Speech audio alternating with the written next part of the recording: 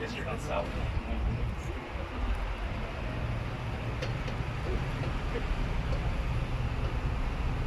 Coca-Cola. An open window and grab a little 5-finger discount for their way home. So they boarded it up to stop people from, reaching it. The actual old distillery is just this building to our left, by the way, the old Gooderham and Warts distillery.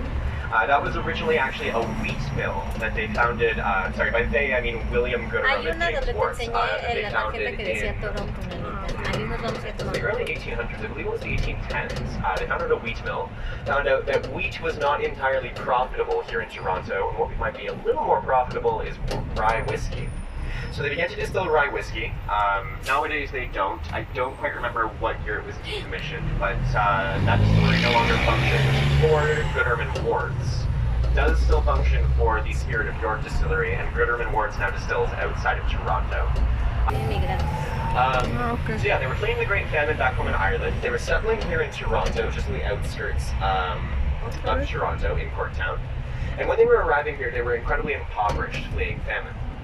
Now that meant they only really had access to their basic necessities to pay fees to go to church here in Toronto. The reason being, we were a very new city, so churches had to be constructed here. We needed money for it. Typically, you would rent out a pew from a church that does not exist yet. They would use that money to build the church, and then you would have a permanent pew for your family. Since they could not afford to do this, they actually ended up building their own versions of these services. To your left here, the schoolhouse they built, the Enoch Turner Schoolhouse. Also to your left, the church they built, the Little Trinity Church. Now, to be fair, this is the Little Trinity Church. It is not the church they built. The church they built is just next door. First Free Church of Toronto, First Free Schoolhouse of Toronto. The schoolhouse was built in 1848, the church in 1842. Now, the original Little Trinity Church is the house just next door to this one with the blue porch out front. This is the current Little Trinity Church. We didn't have to build a new one because, of course, if you start to offer a paid service for free, people are probably going to want to join in. So again, the original is to your left. It's now Little Trinity House, an historic site, and they do actually own and operate the Little Trinity Church nowadays.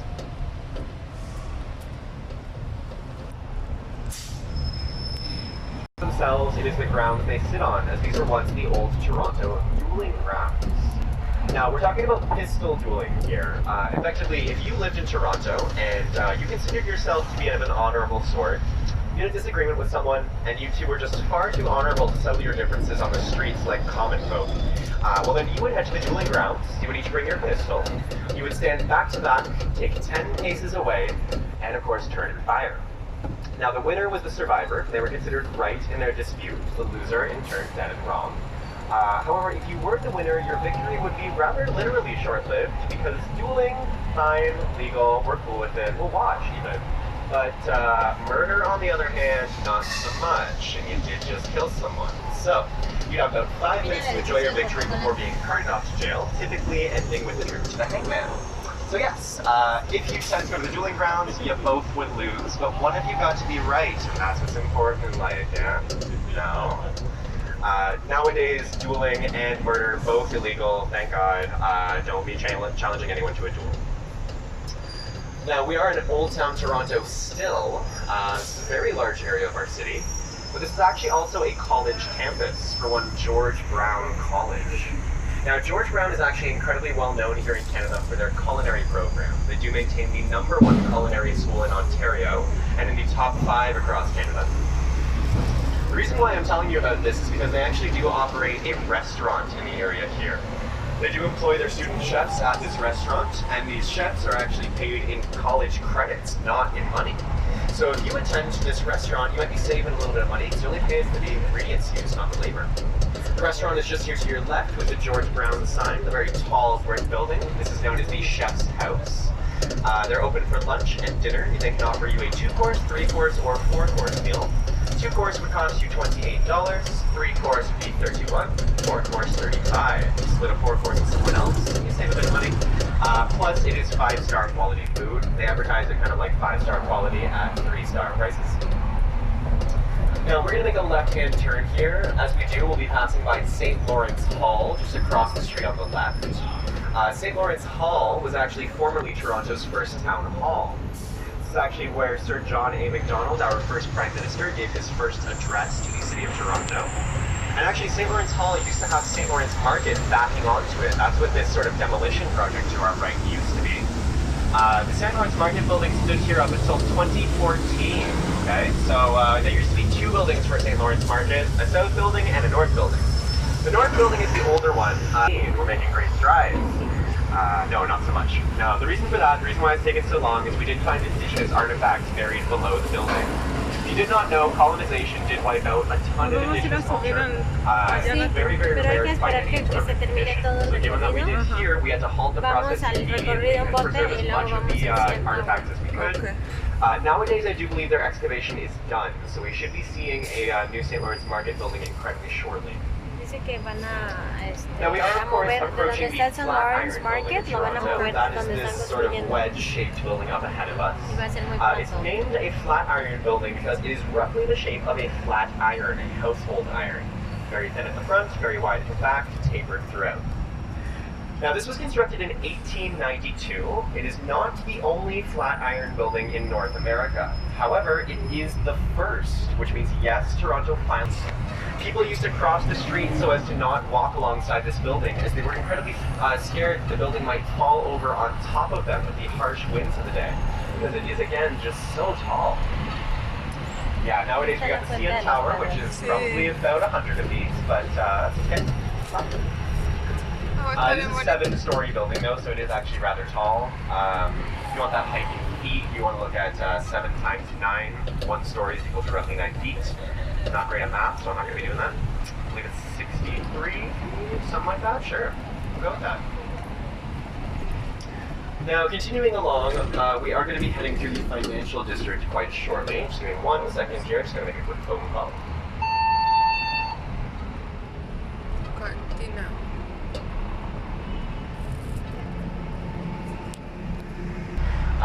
Not really the most exciting of things, I know. We'll point out a bit of them, but what you might be a little more excited by is the fact that this is actually one of Toronto's most popular filming destinations. If someone's filming in Toronto, which is incredibly frequently, they're probably filming here in the financial district. Now, the reason why it's so popular to film here in Toronto, we are actually unofficially known as Hollywood North in most film circles. The reason why it's so popular to film here is because we're actually a bit cheaper than most other North American cities. We offer a number of tax rebates depending on certain criteria you meet. For example, if half your crew is from Canada, half or more, you get some tax back for that. But most importantly, we are incredibly generic looking, which doesn't sound like a plus, but when you're filming, it is. It effectively means if you want to film for New York, Chicago, some sort of big city like that, but you don't want to pay their rates, you can come here to Toronto and very easily convert our city into a New York City block. I've even seen them bring in fake New York subway stations and set them up along our actually, most Netflix series are filmed at some point in Toronto. If any of you are a fan of the TV show Suits, we should actually be passing by the building they film in rather shortly. However, before we do, we're going to see this gold building just ahead of us on the left. This is the bank headquarters for the RBC, the Royal Bank of Canada. Now, the reason I like to talk about this is because, as you see, the building is a lovely gold tone. This is because they have had actual 24-karat gold get baked into these windows, chemically baked in. Not 100% sure what the process of chemical baking exactly is, but I know for a fact that if you were to scrape some of that window off, which you absolutely should not, you'd have a little chunk of gold there, also a little chunk of glass, but it'd still be worth something.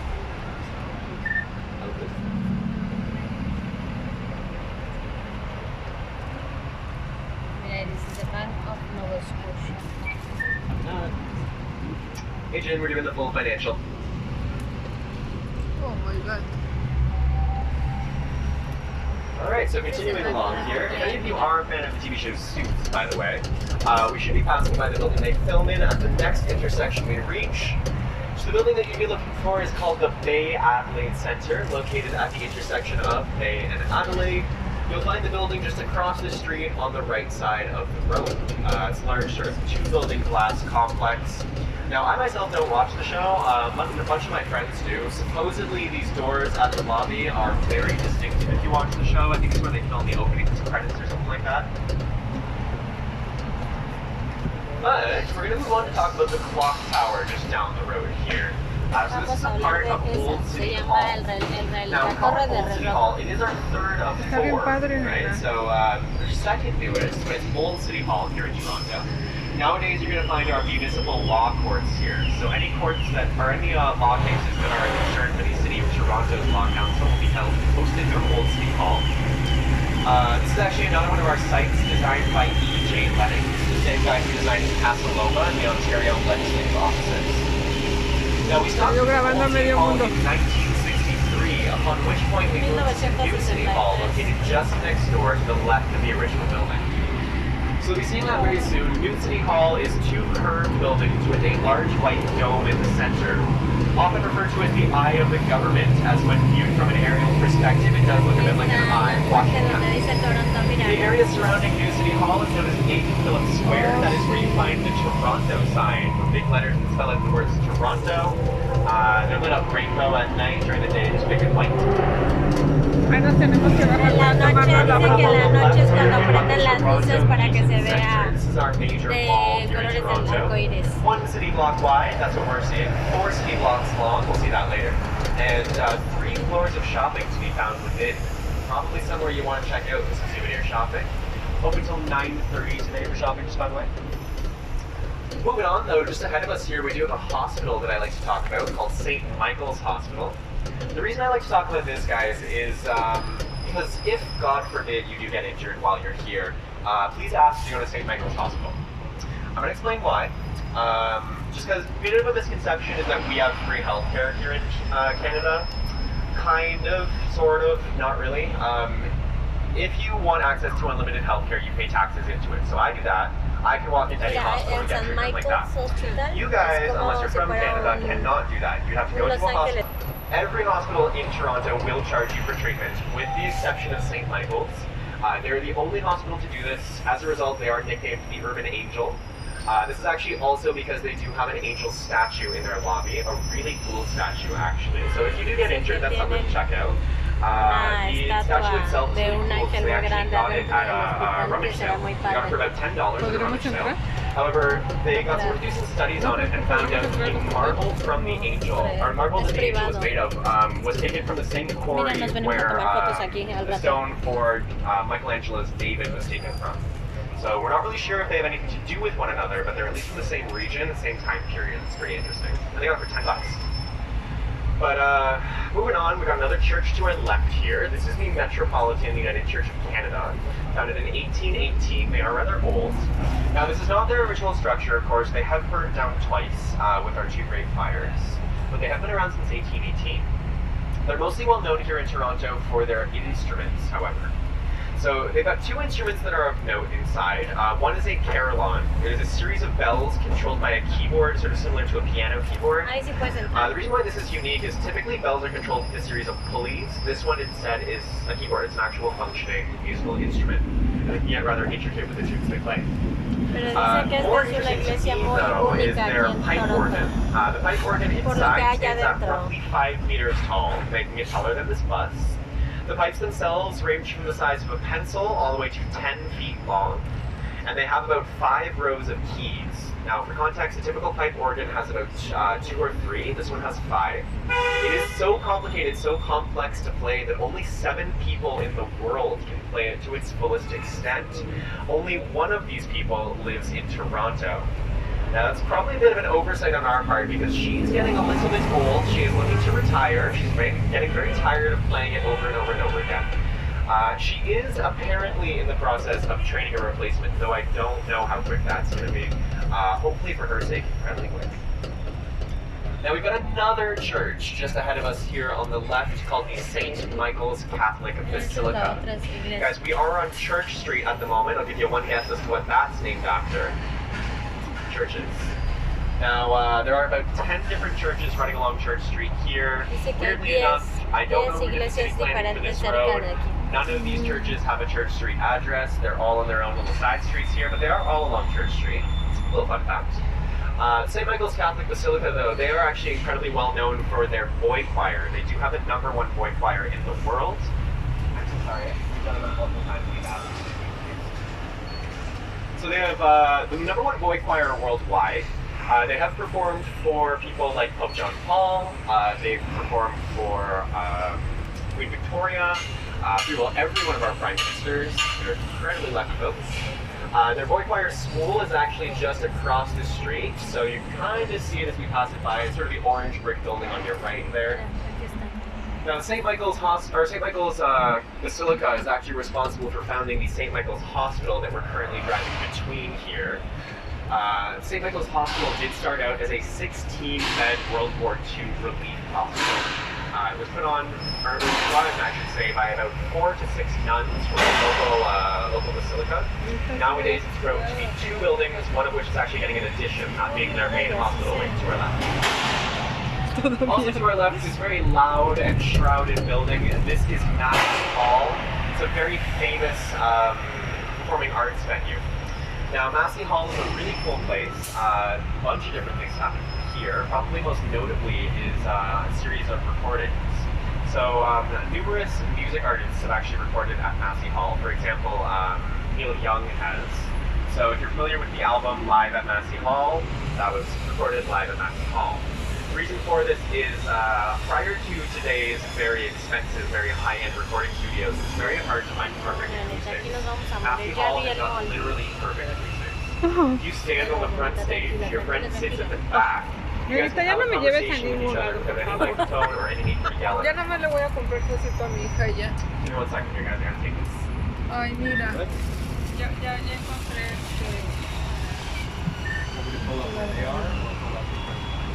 Sugar Daddy then.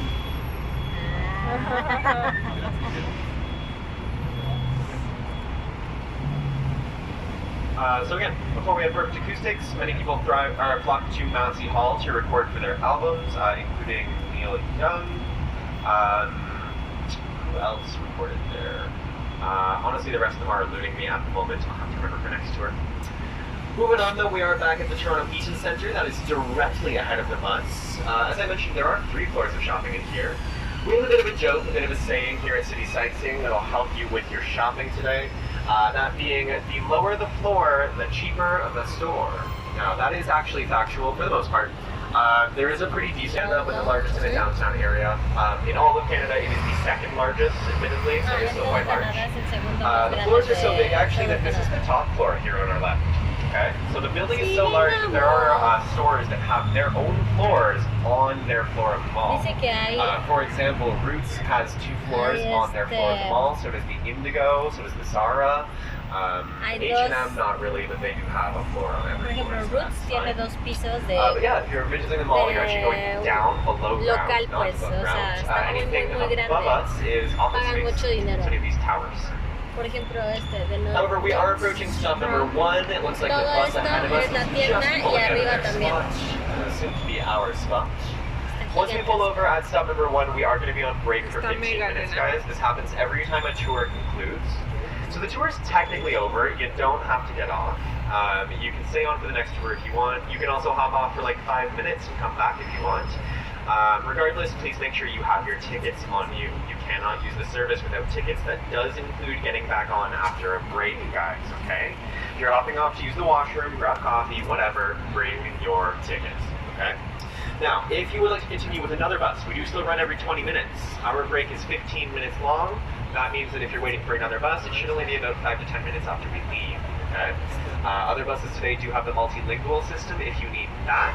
I know that we are going to be English only all day, unless we have to switch y ya buses for terminando some todo el reason. tour. Now, if you are going to be returning after the 15-minute break, I need you back on the bus before... I need you on the bus back before 11:02. No, hang on, that's not true. 11:07. Okay, guys, 11:07. Oh, wow, 12:07. My apologies. I am looking at the wrong time here. 12:07 is when I need you back on the bus if you're continuing with this tour. If you enjoyed the commentary today, feel free to leave a tip in the jar just inside the door. Not expected, but always appreciated. This is stop number 1. You guys are free to depart if you wish. Dice que nos podemos bajar si queremos o si no nos quedamos y que ahorita ya se van en 15 minutos.